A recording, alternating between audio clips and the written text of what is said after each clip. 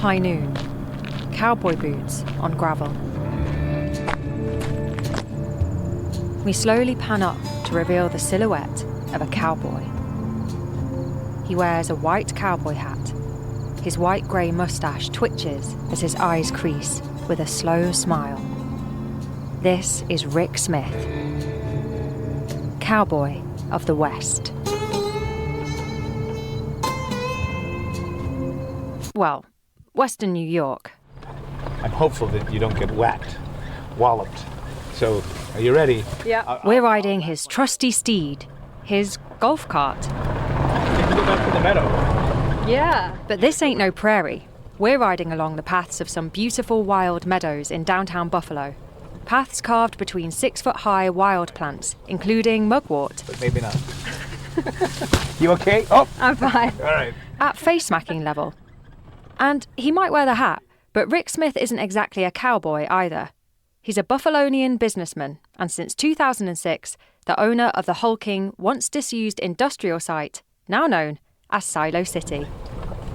The mugwort is the first stuff to come, and you get all this Japanese knotweed, and they're all invasive sort of plants, but this is how the land begins to heal itself, with the industrial stuff that's been here in the past. Silo City was once the godfather of America's grain industry, a colossal nucleus of grain storage positioned amongst the key shipping transportation links of the Great Lakes, Erie Canal, and Niagara River. There are 4 gigantic concrete grain silos on site, and they're capable of storing up to 11 million bushels of grain. That's 495 million boxes of your favourite wheat cereal.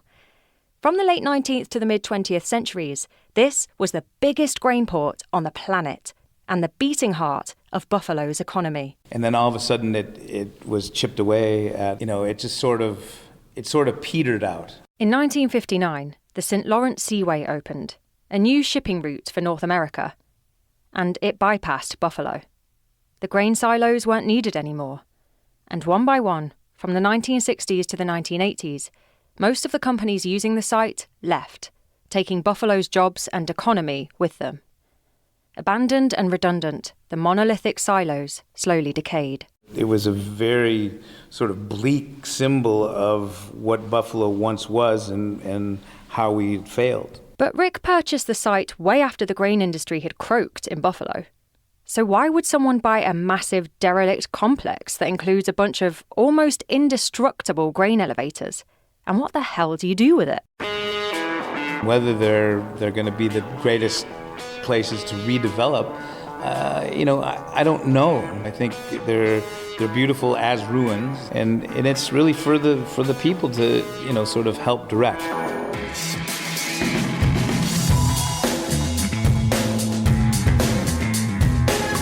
This is Lifted by Rise Collaborative, the podcast profiling people and perspectives in an American community. Hear more about Silo City after this. This episode of Lifted is sponsored by 85 West Communications. With Buffalo's resurgence in full swing, this city has plenty of stories to tell, and 85 West Communications is here to help. This boutique public relations company specialises in PR, media relations, and corporate event planning. More importantly, 85 West is all about bringing bold and clever ideas to its clients, ideas that turn stories into conversations.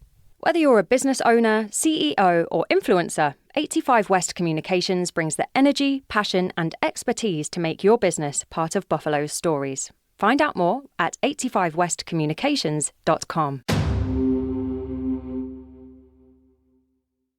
In 1998, Rick Smith returned to Buffalo after 20 years roaming the globe making Americana music, amongst other things, which might explain the cowboy get-up.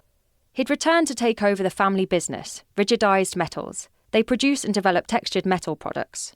In 2001, Rick became the third-generation president of the company, and soon after, Rigidized was growing. We had some expansion plans, and I toyed with the idea of creating another driveway coming out. He needed access to some land next door to make this happen, and that neighbouring land was part of the derelict industrial desert of Silo City. But Rick only needed access to just a small part of it, so he called up the company that owned it and asked for access. But they said, "No, Rick, what we'd like to do is we'd like to sell you the whole thing. So I said, well, I don't know what the hell we do with it, but I think, we'll take you up on it. For me at that juncture was just sort of saying, well, we should probably get these in local hands, because if you look around at all the degenerating and derelict grain elevators at that time, it's like, oh man, Rick now had his very own forsaken frontier to match his outfit. And in time, he had a pioneering idea to bring business back to Buffalo. Corn-based ethanol is something that was pretty happening then. Ethanol, the biofuel used as an additive to gasoline, is often made using corn, and Silo City has more than enough grain storage to become a biofuel plant. What's more, they have the port and a railroad too. But we went after it, and we gave it a good go, but the timing was bad, and the infrastructure was not as grand as we thought it was. As Rick puts it, the bottom fell out of the biofuels market. The 2008 financial crisis meant that moneylenders stopped lending. Rick's big idea had failed. The elevators still stood as tombstones of Buffalo's economy.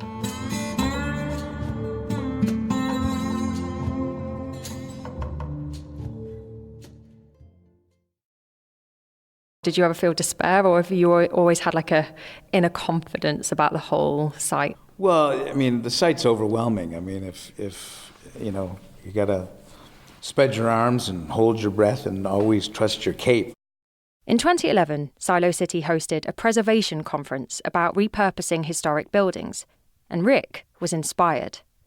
He wanted to reinvent the site, which went against the opinion of many Buffalonians at the time. There are guys that said, we should tear those goddamn things down. And, I said, no, they're beautiful. You can never recreate these things. So these are our treasures. These are our assets. These are what make Buffalo authentic. This is sort of, why the waterways are so cool. Silo City had a perception problem, and Rick went about solving it. He opened the place up so more people could learn about its seminal part in Buffalo's past. He started to hold more events. Well, everything from the arts, so from opera and spoken word poetry. Provided opportunities for public exploration. We do a lot of tours. Opened up access to the surrounding waterways. So we have kayaks and paddleboards. He's asked for the input of a new, younger generation of artists, architects and students about how best to redevelop the site. And slowly but surely, Rick is making Silo City a destination. What it says about America now, too, is that for a long time, I don't think we were able to handle having things look in this rough, derelict shape, whereas I think we're becoming a more mature sort of country in our ability of this generation now, the millennials, to be able to look at these things and see some beauty instead of seeing hulking failure.